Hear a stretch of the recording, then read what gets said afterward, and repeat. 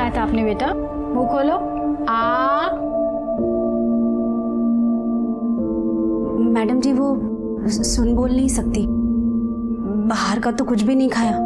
पता नहीं काहे को उल्टी कर रही है और बोल रही है पेट में भी दर्द है। अच्छा, पेट में दर्द है, अभी चेक कर लेते हैं।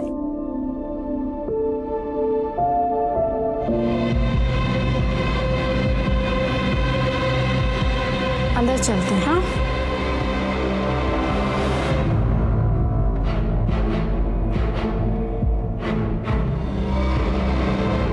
कितने साल की आपकी बेटी? मैडम जी गए महीने 12 की होके 13 लगी है। आपकी बेटी पेट से है। क्या? 2 महीने का गर्भ है।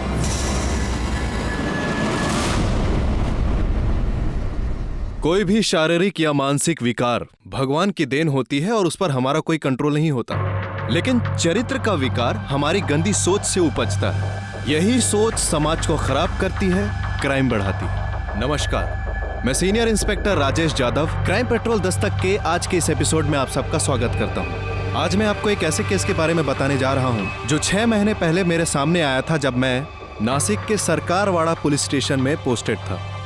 12 साल की एक बच्ची जो ना सुन सकती थी ना बोल सकती थी, 2 महीने की प्रेग्नेंट थी। ये हमारे समाज का एक बहुत ही घिनौना रूप है। जहां हमें ऐसे बच्चों के साथ हमदर्दी होनी चाहिए, वहीं पर कुछ लोग ऐसे बच्चों का फायदा उठाते हैं। ये बच्चे अपनी तकलीफ बयां नहीं कर पाते और इसीलिए ऐसे केसेस में कल्प्रिट के बच निकलने के चांसेस बहुत ज्यादा होते हैं। ये केस मुझे इसलिए भी याद रहेगा क्योंकि हमारे सामने एक साथ 2 केसेस आए थे जिन्हें हमें सॉल्व करना था। दूसरा केस था आरती नाम की एक लड़की का, जो दिमागी तौर पर कमजोर थी।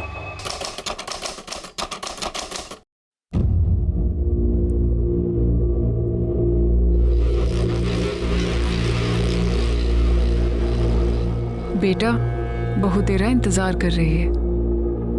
अपनी जिंदगी की नई शुरुआत कर। जा अंदर।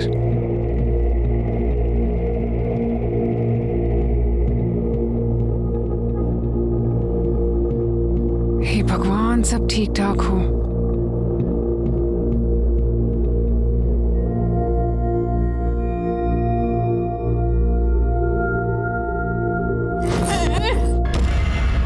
ये अच्छा नहीं है। अंधेरा ही अंधेरा है और डर भी लग रहा है। ए, कौन है तू? कौन है? मेरे कमरे में क्या कर रही है? तू कौन है और तू यहाँ क्या कर रहा है? ये मेरा कमरा है। चल निकल इधर से। चल निकल। झूठे, जा, ये मेरा कमरा है। आंटी ने बोला जा तू जा। हाँ, आंटी आप कितनी गंदी हो, कितनी गंदी बातें करती है। मैं नहीं करूंगी ये सब। अरे बेटा, अब तेरी शादी हो गई है, अब ये गंदी बातें नहीं होती है, समझा कर। नहीं नहीं नहीं, मैं नहीं करूंगी। मैं मम्मी पापा को बोल दूंगी आप मुझे गंदी बातें बोल रही थी। पापा ने मुझे यहाँ खेलने भेजा था सिर्फ। तो बेटा ये भी तो एक खेल ही है जो अब तुझे मोहित के साथ खेलना है। नहीं नहीं नहीं नहीं, मुझे कुछ नहीं सुनना। वो बहुत गंदा लड़का है। नहीं नहीं नहीं, मेरे को नहीं सुनना। मुझे कुछ मत बोलो, मत बोलो।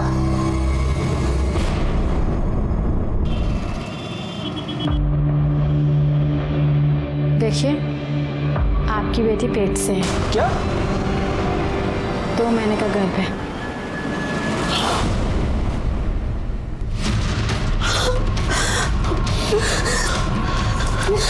क्या केस खेली तू? हाँ, क्या केस? क्या मुंह काला करके आई तू? हम तो मुंह काला करके आई तू? वो सुन नहीं सकती है, क्या करती है? पागल हो गए क्या? मार डालोगे क्या बच्ची को? 12 साल की है वो, उसे पता तक नहीं है कि उसके साथ हुआ क्या है। एक तो ठीक से उसका ध्यान नहीं रखा, ऊपर से उसी को ब्लेम कर रहे हो। मैडम जी, हम लोग गरीब लोग हैं, पूरा दिन काम करते रहते हैं हम लोग। अगर इसका पीछू पीछू घूमेंगे तो खाएंगे कहाँ से, बताइए आप। मैडम जी, ये क्या हो गया? हम लोग क्या करें? आपको फौरन पुलिस में जाकर रिपोर्ट लिखानी चाहिए। हमारे रहते हुए इसके साथ इतना गलत हो गया। हम नहीं रहेंगे तो रोज कोई ना कोई इसका फायदा उठाएगा। कैसे बचाएंगे इसे? इधर हिम्मत से काम ले।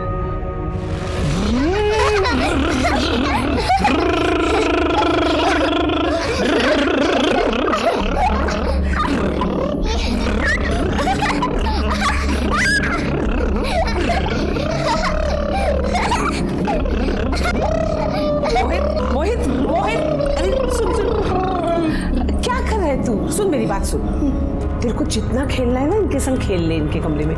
मैं आके ये भी नहीं बोलूंगी कि सो जा मोहित सो जा। अरे तुम दोनों बोलो ना ऐसे कि चलो हमारे कमरे में। चलो ना चाची, चलो ना चाची, चलो ना।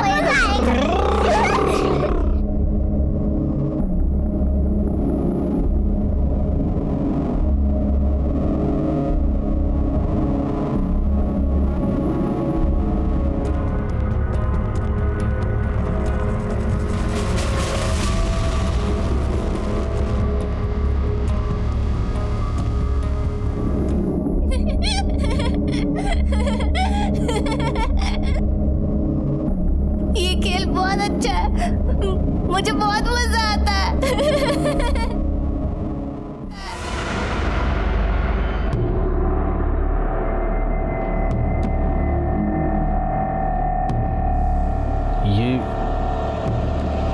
ये 12 साल की बच्ची 2 महीने की प्रेग्नेंट है।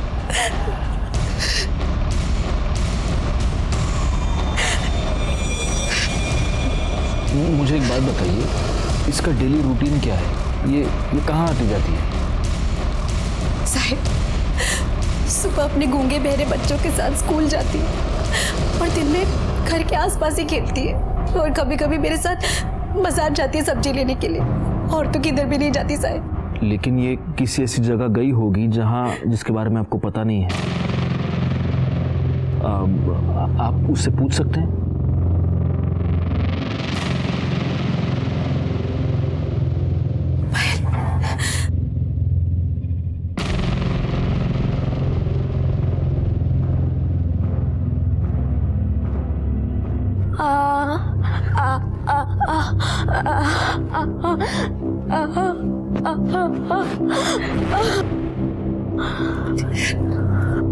साहिब बोल रही है किधर घर बनने का काम चालू है, उधर ही गई थी। सर मतलब किसी कंस्ट्रक्शन साइट पर? लेकिन सर ऐसे तो पूरे शहर में न जाने कितनी जगह काम चल रहा होगा। हो सकता है गलती से ये किसी कंस्ट्रक्शन साइट पर गई हो और वहीं पर उसके साथ किसी ने। मोरे भाई एक काम करो, बच्ची को अपने साथ ले जाओ और आसपास के जितने भी कंस्ट्रक्शन साइट्स हैं सब पर चेक करो। हो सकता है ये कल्प्रिट को पहचान ले। Yes sir. और आप प्लीज जितनी जल्दी हो सके इसका अबॉर्शन करवा लीजिए, क्योंकि जितने दिन बीतते जाएंगे कॉम्प्लिकेशन और बढ़ेगी, बच्चे की जान को भी खतरा हो सकता है। ठीक है सर।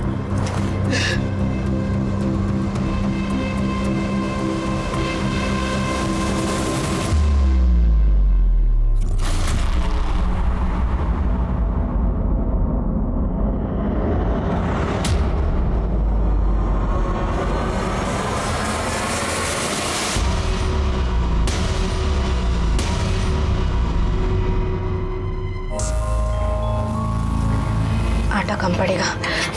सुनो, अरे आटे की थैली निकालना ऊपर से, जल्दी थोड़ा।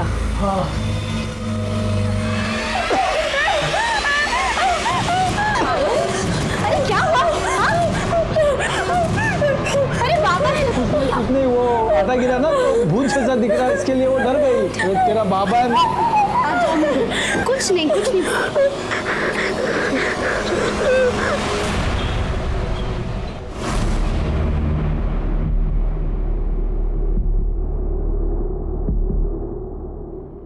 मजबूरी है, क्या करूं, पैसे तो देने ही पड़ेंगे।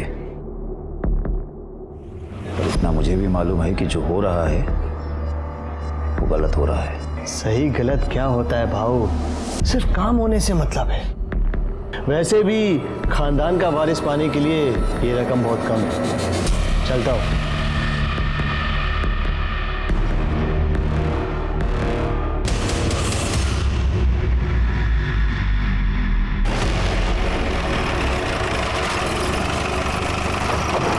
पकड़ो सबको, राउंड अप पे लो। उठ, खड़ा हो जा।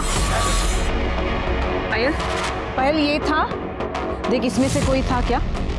देख डरना मत, बता दे।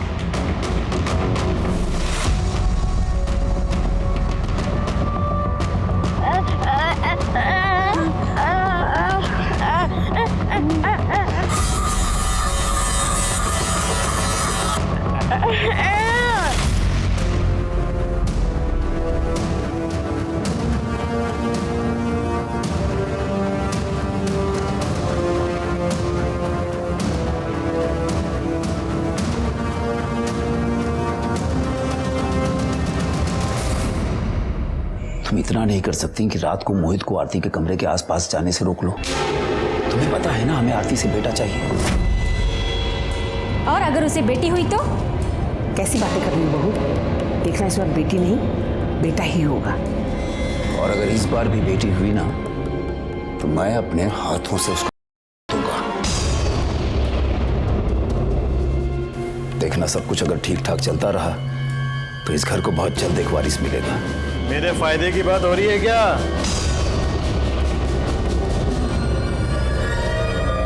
बैठने की जरूरत नहीं है, अंदर कमरे में चलो।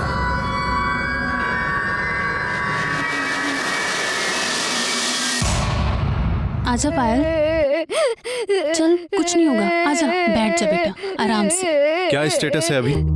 कुछ नहीं सर, हमने कम से कम 50 साइट चेक किए। हर साइट के हर एक आदमी को इस बच्ची को दिखाया। सर ये किसी को नहीं पहचान रही है।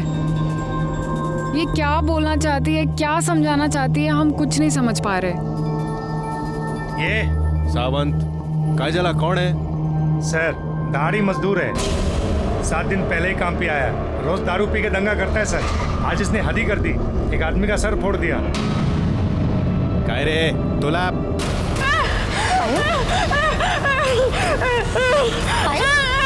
हम घर जा रहे हैं। सावंत एक काम करो, इसको ले जाओ और उसको बिठा के रखो। गायकवाड़, कहीं यही तो वो नहीं है जिसने? लेकिन सर सावंत ने तो कहा कि 7 दिन पहले इसने काम ज्वाइन किया। हाँ लेकिन ऐसा, एक मिनट, ऐसा हो सकता है कि जिसने भी पायल के साथ ये किया है उसके चेहरे पर पेंट या चूना लगा हुआ होगा। हो सकता है सर, और शायद इसी वजह से मजदूर को नॉर्मल हालत में देख के बच्ची पहचान नहीं पा रही होगी। क्या पूरा आटा गिरा? पानी। अरे क्या हुआ? एड़ी हो गई क्या तू?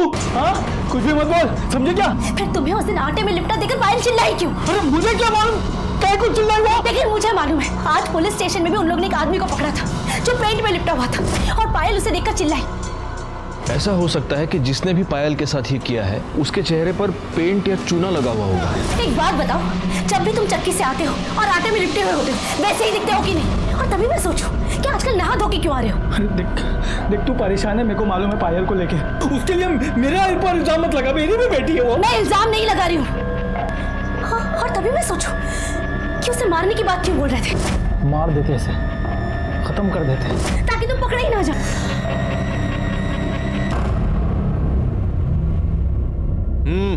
रिकॉर्ड लो। खूब टिकट आए सर, बस बस। अरे तो क्या हुआ, लो लो एक बस है सर, बस। क्या तुम भी गायकवाड़? कोटवारी कंस्ट्रक्शन साइट पर एक लड़की की लाश मिली है।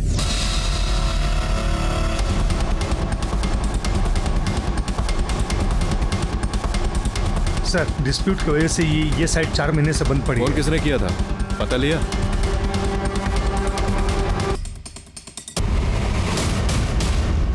ये हटाना जरा, निशान भी है और सूजन भी। लगता है गला दबा कर मारा गया है। इसकी हालत देखकर लगता है कि इसके साथ जबरदस्ती हुई है। सर लाश की हालत देखकर तो लगता है मर्डर कम से कम 2 से 3 दिन पहले किया गया होगा।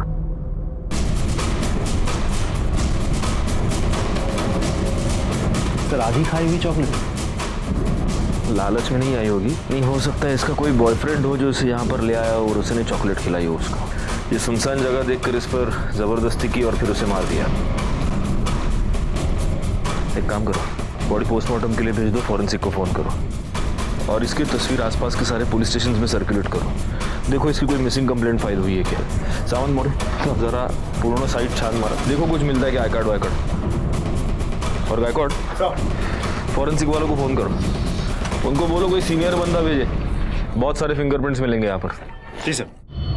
सर, कंस्ट्रक्शन साइट पे हमें जिस लड़की की डेड बॉडी मिली थी उसका नाम है आरती ठाकुर।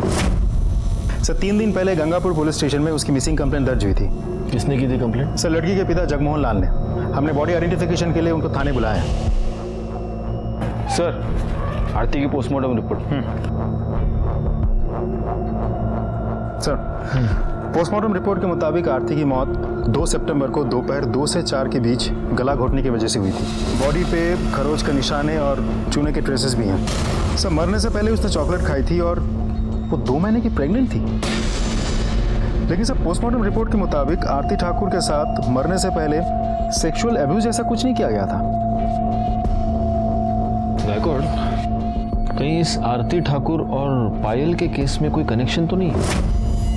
क्योंकि देखो ना, दोनों केसेस में बहुत सारी सिमिलैरिटीज हैं। कंस्ट्रक्शन साइट, चूना, जबरदस्ती। हो सकता है सर, क्योंकि पायल बच्ची है तो शायद उसने पायल को ओवरपावर किया और उसके साथ रेप किया।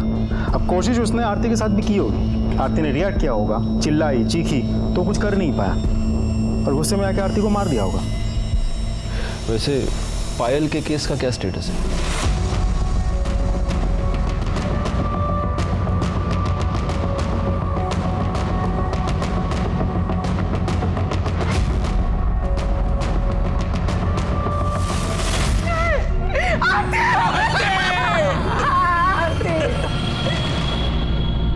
मेरे बच्चे को मेंटल प्रॉब्लम था। उसकी उम्र तो बढ़ गई थी लेकिन दिमाग नहीं। इकलौती बच्ची थी हमारी, बड़े प्यार से पाला था उसे, कभी बोझ नहीं समझा हमने। हमें पता था कि सारी उम्र हमें उसकी देखभाल करनी है, क्योंकि बाकी सारी लड़कियों की जैसी उसकी शादी कभी नहीं हो सकती थी। लेकिन अचानक एक दिन सामने से उसके लिए रिश्ता आया। देखिए, आपकी बेटी आरती हमारे बेटे मोहित के लिए एकदम परफेक्ट मैच है।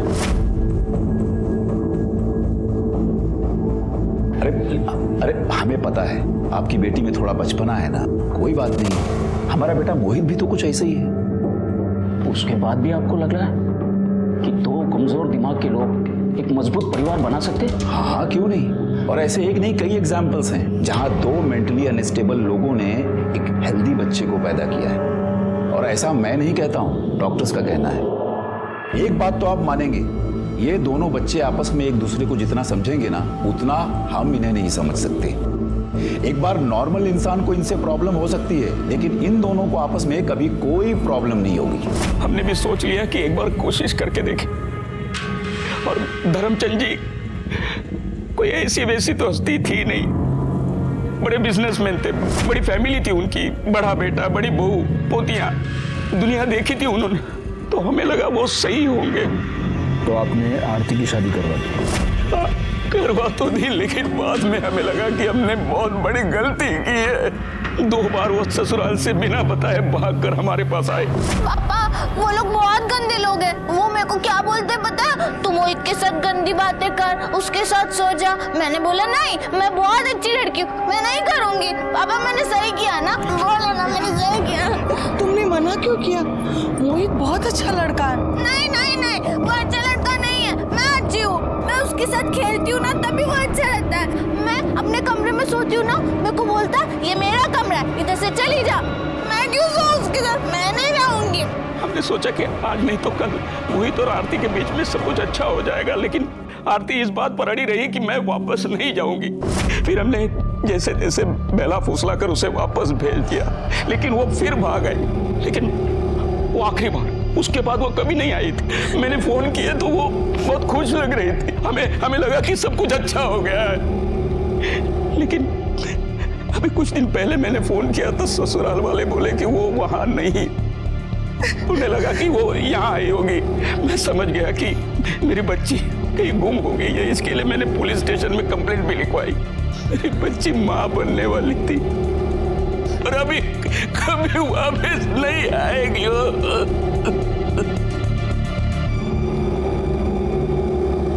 देखो, तुम लोगों में से कोई भी इस लड़की को जानता है तो अब भी बता दो, बाद में मौका नहीं दूंगी।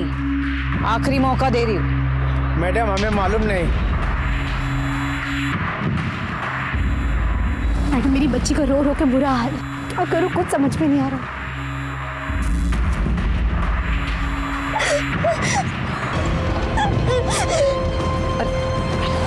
पायल रुक बेटा।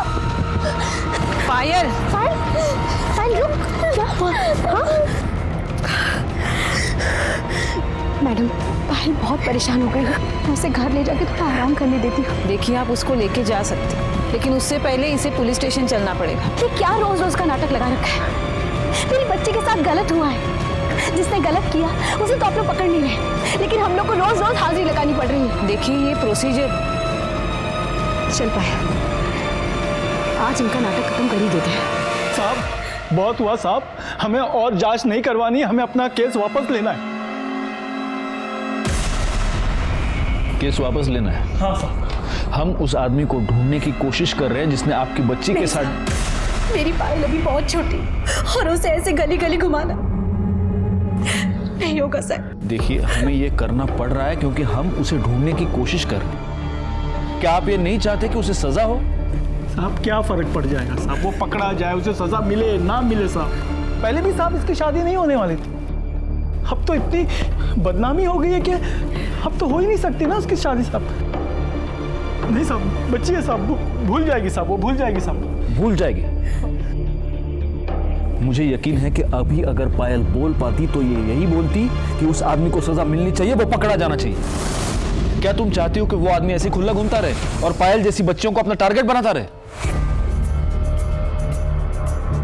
देखो मैं तुम्हारी तकलीफ समझता हूं, लेकिन मैं रिक्वेस्ट करता हूं प्लीज प्लीज हमें थोड़ा सा टाइम और दीजिए प्लीज। हम उसे जरूर पकड़ लेंगे।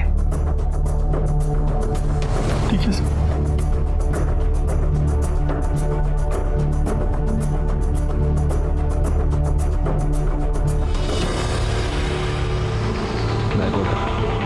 जल्दी से जल्दी ये केस सॉल्व करना है।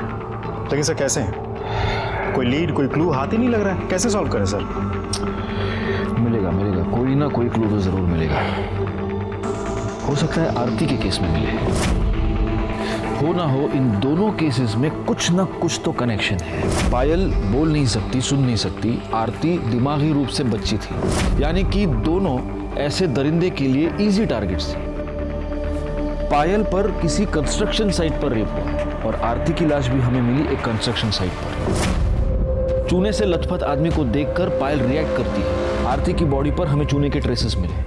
हो सकता है वो आदमी आरती को चॉकलेट का लालच देकर कंस्ट्रक्शन साइट पर ले गया हो, वहां उसने आरती पर जबरदस्ती करने की कोशिश की, आरती ने चीखा चिल्लाया। काम करो गायकवाड़, फॉरेंसिक वालों को पूछो वो जो चॉकलेट का रैपर था उस पर किसी के फिंगरप्रिंट्स हैं क्या? हो सकता है ये किसी सीरियल का काम हो।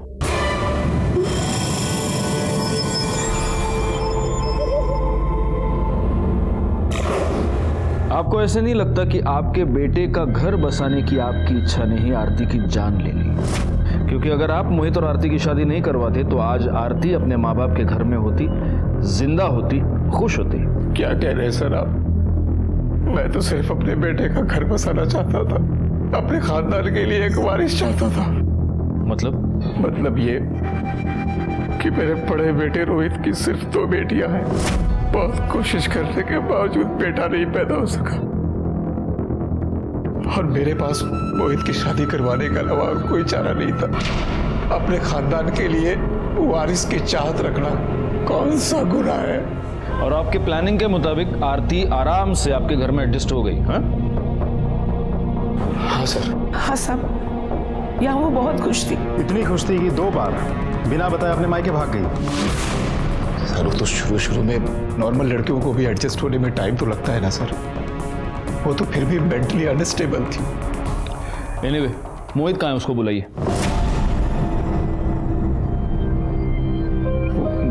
वो तो नहीं है सर। नहीं है मतलब?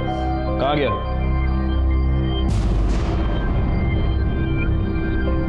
क्या हुआ, आप सब लोग ऐसे चुप क्यों हैं? कहाँ गया मोहित? हाँ मालूम नहीं सर, कहाँ है वो? मतलब सब वो जब से आरती गई है वो एकदम उदास हो गया था। घर में, बाहर, मोहल्ले में, हर जगह आरती को ही ढूंढता था। एक दिन ऐसे ही ढूंढते ढूंढते घर से निकल गया और लौट कर नहीं आया। तो आप उसकी मिसिंग कंप्लेंट फाइल की है? हाँ सर। बड़े कमाल के लोग हैं। बेटा गायब हो गया तो उसकी मिसिंग कंप्लेंट फाइल कर दी, और जब बहू गायब हुई तो कोई कंप्लेंट फाइल नहीं की। पायल रेप केस डेड एंड पर पहुंच चुका था, और आरती के केस में भी हमारे हाथ कुछ नहीं लग रहा था। जहां पर आरती की डेड बॉडी मिली थी वहां पर कोई सबूत, कोई गवाह नहीं था, और जहां पर पायल रहती थी उसके पास वाली कंस्ट्रक्शन साइट पर 50 से 60 मजदूर काम करते थे। उन सब के डिटेल्स निकालने का काम बहुत ही मुश्किल था, लेकिन फिर भी हमने उम्मीद नहीं छोड़ी थी। दूसरी तरफ मोहित का अचानक से गायब होना खटक रहा था, लेकिन चूंकि उसकी मिसिंग कंप्लेंट फाइल हो चुकी थी, हम उसकी भी तलाश कर रहे थे। और तभी किस्मत ने हमारा साथ दिया और हमारे हाथ एक ब्रेक थ्रू लगा।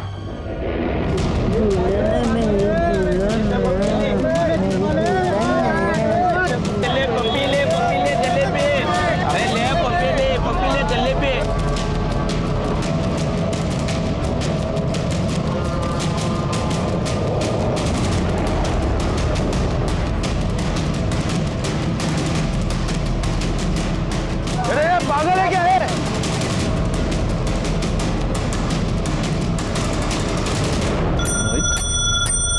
मोहित,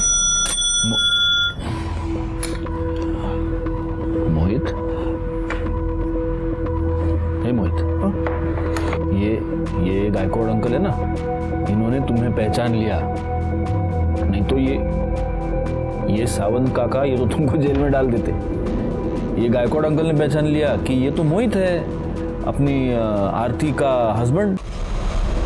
आरती? आरती दुल्हन, आरती दुल्हन। तो मुझे बताओ, आरती अच्छी लगती थी तुमको?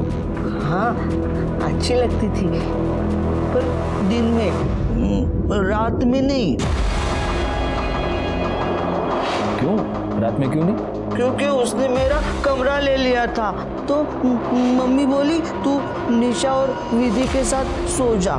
तू एक काम कर, तू विधि और निशा के कमरे में आज जाके सो जा।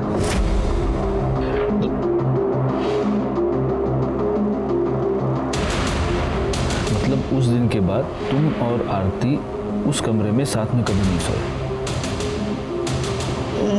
लेकिन वो हर रात ना खेल खेलती थी किसी और के साथ। ये खेल बहुत अच्छा है, मुझे बहुत मजा आता है। खेल? किसके साथ? वो मुझे नहीं पता। एक दिन मैं देखने के लिए गया तो मम्मी ने मुझे रोक दिया, बोली तू खेल में डिस्टर्ब मत कर। तू यहाँ क्या कर रहा है इस समय? मम्मी मुझे अंदर जाना है, अंदर आरती किसी के साथ खेल रही है और वो बहुत खुश है। मुझे अंदर जाना है मम्मी, मुझे अंदर जाना है। खोलो ना दरवाजा मम्मी। खुलवा के खोलो जल्दी खोलो ना। लेकिन मेरी एक बात सुन, अगर तू अंदर खेलने गया ना तो फिर मैंने जो वो मोतीचूर के लड्डू बनाए हैं ना, वो मैं विधि और निशा को दे दूंगी, तुझे नहीं दूंगी। जा तू खेल। नहीं मम्मी, मोतीचूर के लड्डू मुझे चाहिए, मुझे वो बहुत पसंद है। दो ना मम्मी मुझे लड्डू, दो ना मोतीचूर के। चाहिए ना लड्डू? तो चल चल चल मेरे साथ। हाँ, तो मैं नहीं गया और मैं विधि और निशा के कमरे में जाके सो गया। हाँ।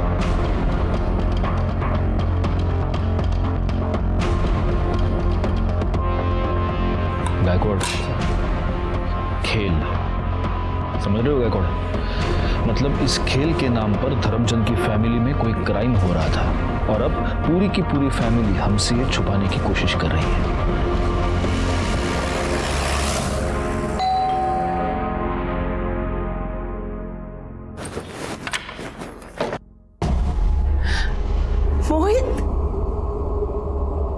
मोहित मेरा बच्चा, कहाँ था बेटा तू? हाँ, कहाँ था? कितनी चिंता हो रही थी हमें तेरी। मोहित बेटा कहाँ था तू? सारे घर को परेशान कर दिया तूने, इन लोगों को भी परेशान कर दिया। Thank you sir, thank you so much, बहुत बहुत धन्यवाद आप लोगों का। वैसे ये कहाँ मिला आप लोगों को? सबसे पहले आप हमें ये बात बताइए कि आरती के साथ उसके कमरे में हर रात कौन होता था? क्या हुआ?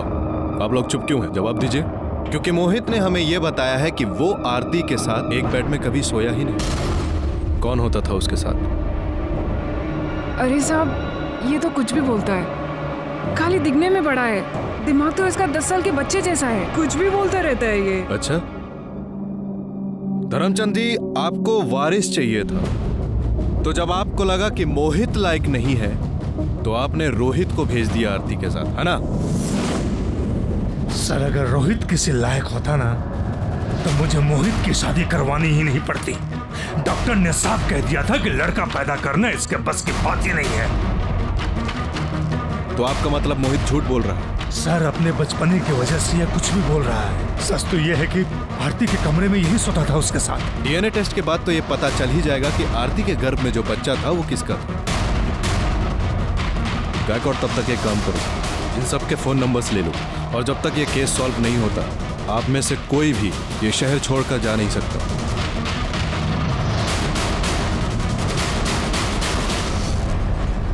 गायकवाड़, इस मोहित की मेंटल कंडीशन ऐसी नहीं है कि वो कोई प्लानिंग कर सके।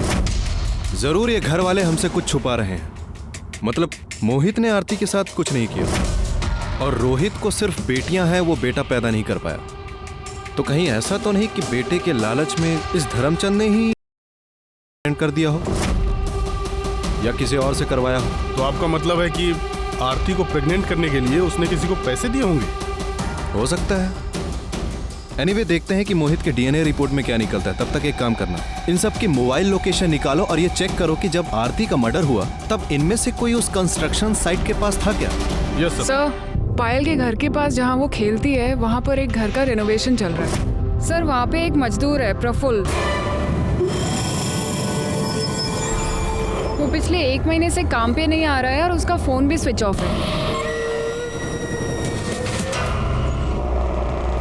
नहीं, लेकिन अगर वो 1 महीने से काम पर नहीं आ रहा है तो ये बात हमें पहले पता नहीं चली। सर, अब तक हम कंस्ट्रक्शन साइट देख रहे थे, घर का रेनोवेशन हमने कंसिडर ही नहीं किया।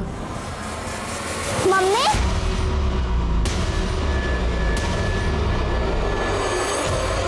सर, और अमरावती के एक गांव में उसकी बीवी रहती है, वहाँ पे वो लगातार फोन करते रहता है। पीसीओ से? यस सर, पीसीओ का लोकेशन ओमेगा मॉल दिखा रहा है और हमारी टीम वहाँ पे सिविल में है। सर, जैसे ही कोई प्रफुल्ल की बीवी का नंबर डायल करेगा हम उसे पकड़ लेंगे।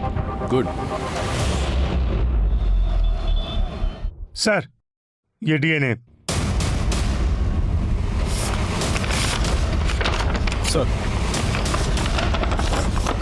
रिपोर्ट के मुताबिक आरती के पेट में जो फिटस था उसका डीएनए मोहित के डीएनए से 50% मैच होता है।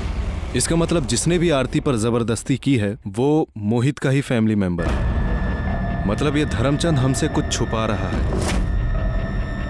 ये दूसरा लेटर क्या है? सर, मैंने खोला नहीं, इस पर आपका नाम लिखा है।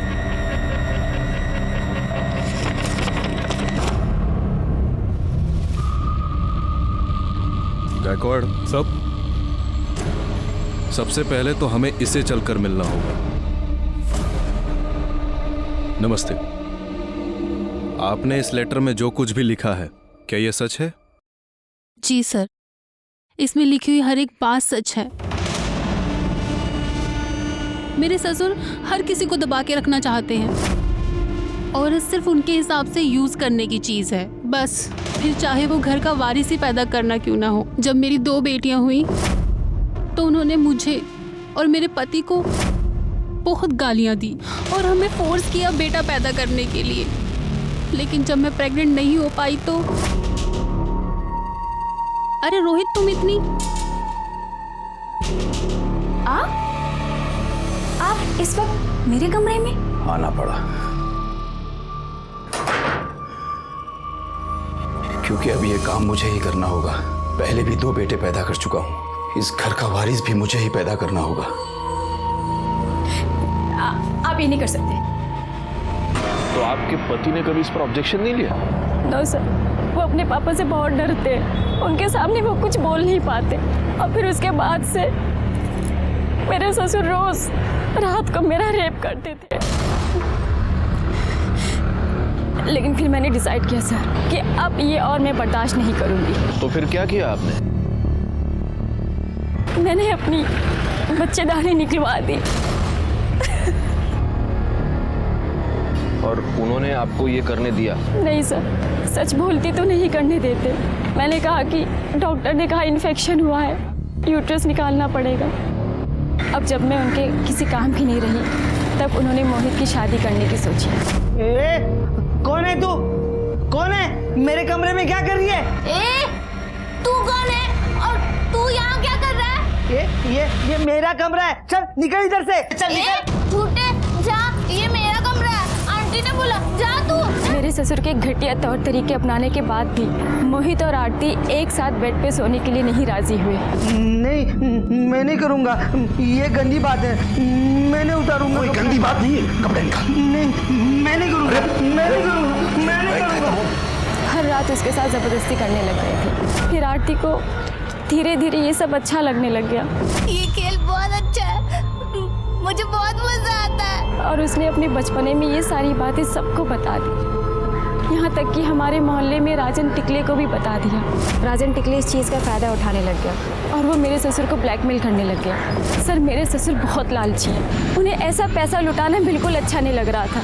और ऊपर से आरती की ये बातें सबको बताने की वजह से उनकी जेल जाने की नौबत आ सकती थी। और फिर उस दिन जब आपने बताया कि आरती का मर्डर हो गया। आपको ऐसे नहीं लगता कि आपके बेटे का घर बसाने की आपकी इच्छा नहीं आरती की जान लेनी? तब तो सर मुझे बिल्कुल यकीन हो गया कि इसमें मेरे ससुर का कोई ना कोई ज़रूर हाथ है। ये सब बातें सर मैं आपको उनके सामने नहीं बता सकती थी, इसलिए मैंने आपको लेटर लिखा। प्रीति, आपने बहुत बहादुरी का काम किया है और आप चिंता मत कीजिए। धर्मचंद ने आपके साथ और आरती के साथ जो भी किया है उसके लिए उसे हम सजा जरूर दिलवाएंगे।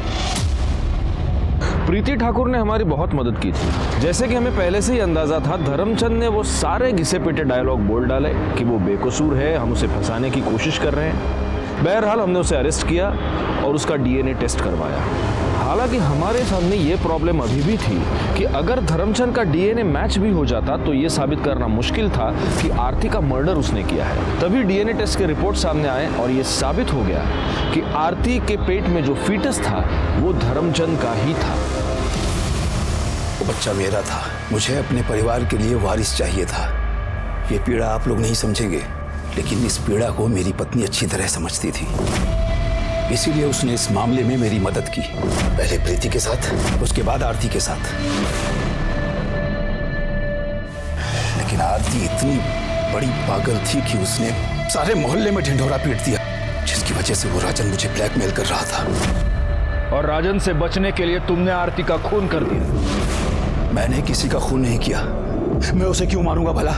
मुझे तो उससे वारिस चाहिए था, जो उसके जाने के बाद अब तो इम्पॉसिबल है। झूठ मत बोलना धर्मचंद, हमारे पास गवाह है। आपका गवाह झूठ बोल रहा है। और वैसे कौन है आपका गवाह? मेरी पत्नी, मेरा बेटा या उसकी पत्नी?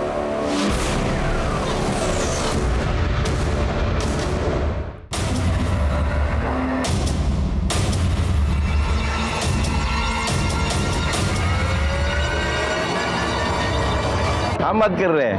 अरे एक चाय दे रे।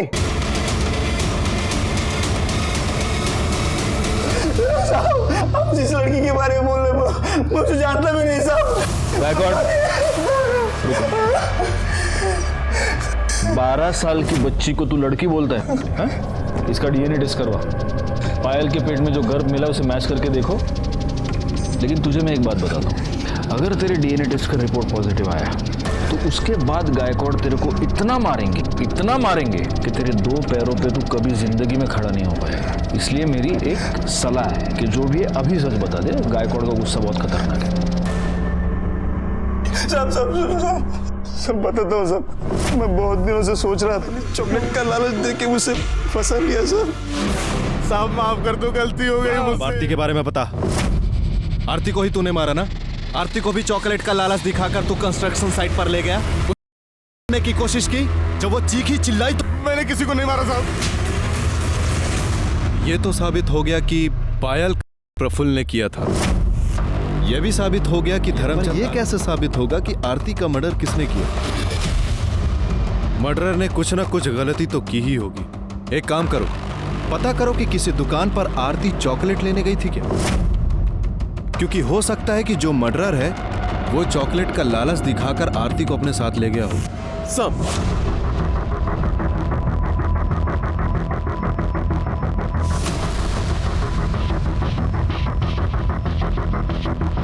हाँ सर, आई थी। इसके साथ कौन था? ये आदमी था? ये नहीं था सर। ये नहीं सर। अब? हाँ साहब। हमें यह तो पता चल गया कि तुमने आरती का मर्डर किया। क्यों किया? तुमने आरती को इसलिए मारा क्योंकि तुम अपने ससुर से बदला लेना चाहती थी। तुम नहीं चाहती थी कि धर्मचंद को उसका वारिस मिले। तुम ये चाहती थी कि धर्मचंद जिंदगी भर वारिस के लिए तड़पता रहे। कैसे मारा उसको, बताओ। उस दिन 2 सितंबर को मैं और आरती घर में अकेले थे। मैंने उसको ये लालच दिया कि मैं उसको उसकी फेवरेट चॉकलेट दिलाऊंगी और अपने साथ लेके चली गई। मुझे ये भी पता था कि कंस्ट्रक्शन साइट बहुत टाइम से बंद पड़ी है। मैंने उसको उसकी फेवरेट चॉकलेट दी और आरती को मारने के बाद तुमने उसके कपड़े फाड़े ताकि तुम ये साबित कर सको कि आरती के साथ अटेम्प्ट हुआ। हाँ, मैंने ये सब इसलिए किया क्योंकि मैं चाहती थी वो घटिया और बुढ़ा इंसान सारी जिंदगी जेल में सड़े, उसको उसके पापों की सजा मिले। अगर ऐसा था तो तुम पुलिस के पास क्यों नहीं आई? उसके लिए आरती को मारने की क्या जरूरत थी? लेकिन तुमने अपने आप को भगवान समझा और उस सारे चक्कर में तुमने एक मासूम लड़की की जान ले ली।